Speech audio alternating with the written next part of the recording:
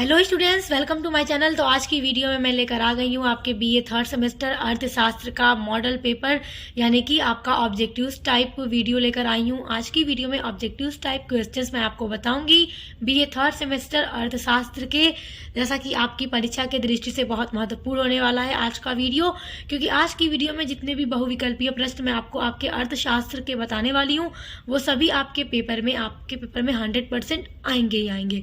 तो चलिए शुरू करते हैं और देखते हैं आपके उन सभी इंपॉर्टेंट क्वेश्चंस को। चलिए देखिए, पहला क्वेश्चन है, अर्थशास्त्र का रचयिता निम्नलिखित में से कौन था? तो अर्थशास्त्र को किसने लिखा था ये तो कई बार मैंने आपको बताया है जब भी ऐसा टॉपिक कोई आया है। तो देखिए, अर्थशास्त्र को किसने लिखा था? कौटिल्य ने लिखा था।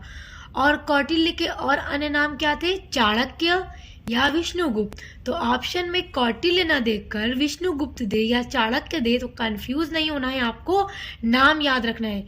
कौटिल्य के अन्य नाम क्या थे? चाणक्य या विष्णुगुप्त थे। तो ऑप्शन नंबर 3 कौटिल्य आपका सही आंसर है, क्योंकि अर्थशास्त्र के रचयिता कौटिल्य हैं।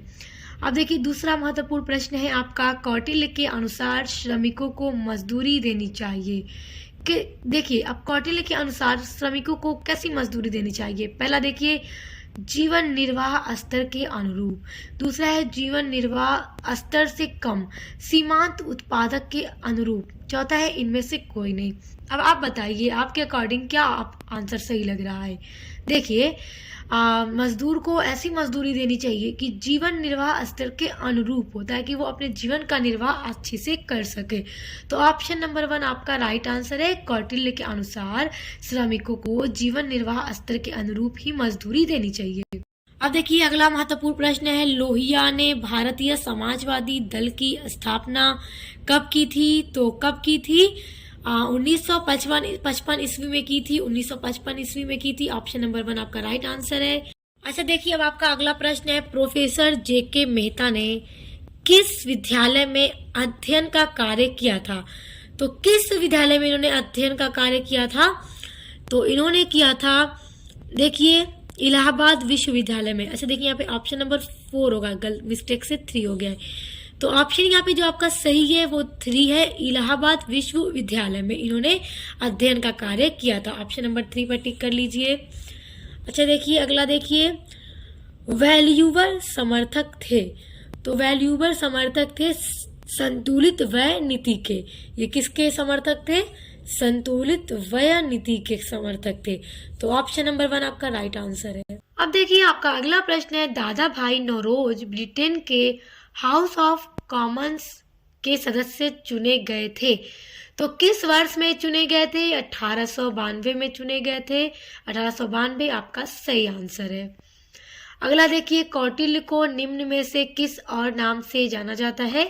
तो अब तो आपको मैंने अभी बता दिया था, किस नाम से जाना जाता है? चाणक्य के नाम से भी जाना जाता है, विष्णुगुप्त के नाम से भी जाना जाता है। तीसरा ऑप्शन देखिए, 1 और 2 दोनों, यानी कि चाणक्य और विष्णुगुप्त। ऑप्शन नंबर 3 आपका राइट हो जाएगा। एग्जाम में ऐसे आपके क्वेश्चंस आएंगे तो बड़ा ध्यान देके लगाइएगा, 1 2 दोनों पे नहीं लगाइएगा। देख लीजिएगा, जब दोनों ऑप्शन सही होगा ना तो ऐसा ऑप्शन देगा पेपर में। तो 1 और 2 आपका दोनों सही है, तो आप 3 नंबर पे टिक कर दीजिए। अब देखिए, ट्रस्टीशिप का सिद्धांत किस सिद्धांत संबंधित है? ट्रस्टीशिप का सिद्धांत किससे संबंधित है? तो महात्मा गांधी से संबंधित है। किससे संबंधित है? महात्मा गांधी से, हमारे राष्ट्रीय पिता से संबंधित है, तो याद रखिएगा। अगला प्रश्न देखिए, मजदूरी को सिद्धांत किसने दिया? तो किसने दिया मजदूरी को सिद्धांत? जे.एस. मिल ने दिया मजदूरी कोष का सिद्धांत। ऑप्शन नंबर 4 आपका राइट आंसर है। अगला देखिए, मृदा के परिणाम सिद्धांत का प्रतिपादन किसने किया? देखिए, सिद्धांत रहेगा, मृदा के परिणाम सिद्धांत का प्रतिपादन किसने किया? तो किसने किया? फिशर ने किया। ऑप्शन नंबर 3 फिशर आपका राइट आंसर। अगला देखिए, प्रथम भारतीय जिसने देश की राष्ट्रीय आय के अनुमान लगाए थे। तो पहला भारतीय जिसने देश की राष्ट्रीय आय का अनुमान लगाया वो कौन थे? वो थे दादा भाई नौरोजी। तो ऑप्शन नंबर 3 आपका राइट आंसर है। अच्छा देखिए, अगला बड़ा महत्वपूर्ण प्रश्न है परीक्षा की दृष्टि से। देखिए, कौटिल्य से जुड़े प्रश्न तो आपके पेपर में 100% आएंगे और एक दो नहीं कई सारे आएंगे, तो बड़े अच्छे से कौटिल्य का टॉपिक पढ़ के जाइएगा। अब देखिए, कौटिल्य किसका प्रधानमंत्री था, किसके समय में वो प्रधानमंत्री थे। अब देखिए, सम्राट चंद्रगुप्त मौर्य के समय में, तो ऑप्शन नंबर 1 सम्राट चंद्रगुप्त मौर्य आपका राइट आंसर है। दूसरा देखिए, मानव विकास सूचकांक की गणना का तत्व कौन सा नहीं है, तो कौन सा नहीं है मानव विकास सूचकांक की गणना का तत्व, तो निकास नहीं है, ऑप्शन नंबर 2 आपका राइट है। थर्ड क्वेश्चन, नेक्स्ट क्वेश्चन देखिए, द रिपब्लिक पुस्तक के लेखक हैं। द रिपब्लिक पुस्तक के लेखक कौन है, तो प्लेटो है, याद रखिएगा। देखिए, बड़ा महत्वपूर्ण प्रश्न है, बड़ा अच्छा प्रश्न है परीक्षा की दृष्टि से और पूछेगा, तो याद रखिएगा प्लेटो की पुस्तक है द रिपब्लिक, ऑप्शन नंबर 3 आपका राइट है। नेक्स्ट देखिए, वर्णित नदियों ने किसका विरोध किया, तो किसका विरोध किया था, स्वतंत्र व्यापार का विरोध किया, ऑप्शन नंबर 1 आपका राइट आंसर है। अगला देखिए, माल्थस के जनसंख्या सिद्धांत में जनसंख्या डॉट डॉट में बढ़ती है। अच्छा देखिए, माल्थस का जो जनसंख्या सिद्धांत है सोशियोलॉजी में मैं करवा चुकी हूँ, सेकेंड सेमेस्टर सोशियोलॉजी में था माल्थस के जनसंख्या का सिद्धांत, और जब मैंने कराया था तभी करवा दिया था। तो अगर आप पढ़ना चाहते हैं डिटेल में तो सोशियोलॉजी सेकेंड सेमेस्टर के प्लेलिस्ट की लिंक जरूर चेक कीजिएगा। तो अच्छा, आप देखिए क्या क्वेश्चन है, माल्थस के जनसंख्या सिद्धांत में जनसंख्या में बढ़ती है तो किस क्रम में, तो ज्यामितीय क्रम में बढ़ती है, ऑप्शन नंबर 2 आपका राइट है। अब देखिए, निम्नलिखित में से कौन वणिकवाद से संबंधित नहीं है, तो कौन वणिकवाद से यहाँ पर संबंधित नहीं है, तो प्रकृतिवाद संबंधित नहीं है, ऑप्शन नंबर 1 आपका राइट आंसर है। अच्छा, अगला प्रश्न देखिए, बड़ा महत्वपूर्ण अच्छा सा प्रश्न है, परीक्षा में पूछेगा। दास कैपिटल पुस्तक के लेखक कौन है, तो अब बताइए कौन है। ऑप्शन देखिए, पहला ऑप्शन है कार्ल मार्क्स, दूसरा है रोस्टोव, तीसरा ऑप्शन है फिशर, चौथा है इनमें से कोई नहीं। तो दास कैपिटल की पुस्तक, दास कैपिटल जो पुस्तक है उसके लेखक कौन है, तो ऑप्शन नंबर 1 देखिए कार्ल मार्क्स है। तो याद रखिएगा, कार्ल मार्क्स की पुस्तक है दास कैपिटल, याद रखिएगा। अगला देखिए, मार्क्स के अनुसार वस्तु के मूल्य का आधार है, तो क्या आधार है। ऑप्शन नंबर देखिए, ऑप्शन 1 श्रम है, या भूमि है, या पूंजी है, या चौथा है खनिज संपत्ति। तो मार्क्स के अनुसार, कार्ल मार्क्स के अनुसार वस्तु के मूल्य का आधार श्रम है, तो ऑप्शन नंबर 1 आपका राइट है। अगला देखिए, रोटी का श्रम सिद्धांत के प्रतिपादक है, रोटी के श्रम सिद्धांत के प्रतिपादक कौन है, तो महात्मा गांधी है, याद रखिएगा महात्मा गांधी है, याद रखिएगा, ऑप्शन नंबर 1 आपका राइट आंसर है। अगला देखिए, सर्वप्रथम प्रकृतिवाद का उदय किस देश में हुआ, किस देश में हुआ। ऑप्शन देखिए, पहला है भारत में, दूसरा है ऑस्ट्रेलिया में, नहीं ऑस्ट्रेलिया में नहीं हुआ है, तीसरा है फ्रांस में, चौथा है इंग्लैंड में। तो प्रकृतिवाद का सर्वप्रथम उदय भारत में भी नहीं हुआ, ऑस्ट्रेलिया में भी नहीं हुआ, इंग्लैंड में भी नहीं हुआ, तो बचा क्या, फ्रांस। तो कहां पर हुआ इसका उदय, फ्रांस में हुआ, ऑप्शन नंबर 3 आपका राइट आंसर है।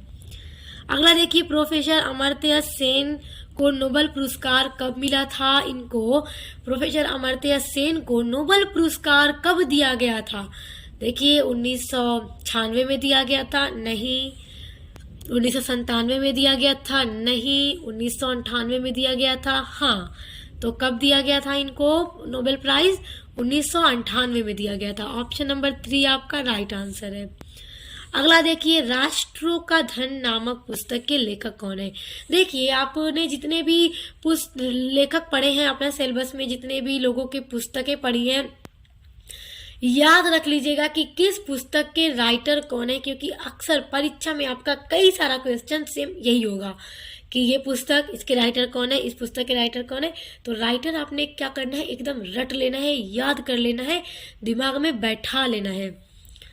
देखिए, अब बड़ा महत्वपूर्ण है, राष्ट्रों का धन नामक पुस्तक के लेखक कौन है। अब राष्ट्रों का धन ये पुस्तक है, किताब है, इसको किसने लिखा, तो इसको किसने लिखा, एडम स्मिथ ने लिखा, तो ऑप्शन नंबर 1 आपका राइट है। अच्छा, अब देखिए, आपका अगला क्वेश्चन है, भूदान आंदोलन किससे संबंधित है, तो किससे संबंधित है। ऑप्शन नंबर 1 है आपका महात्मा गांधी, ऑप्शन नंबर 2 है आपका विनोबा भावे, ऑप्शन नंबर 3 है आपका BR अम्बेडकर, ऑप्शन नंबर 4 है आपका दादा भाई नौरोजी। तो भूदान आंदोलन संबंधित है विनोबा भावे से। किससे संबंधित है?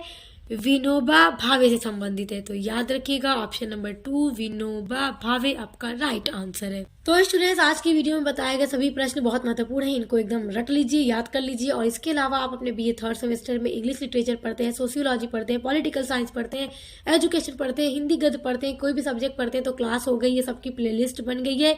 मॉडल पेपर की वीडियोस लगातार आ रही है चैनल पर, तो विजिट कीजिए। पसंद आए तो सब्सक्राइब करके बेल आइकन को प्रेस कर लीजिए, क्योंकि आपके बीए के लिए सबसे बेस्ट चैनल है सक्सेस मास्टर पॉइंट।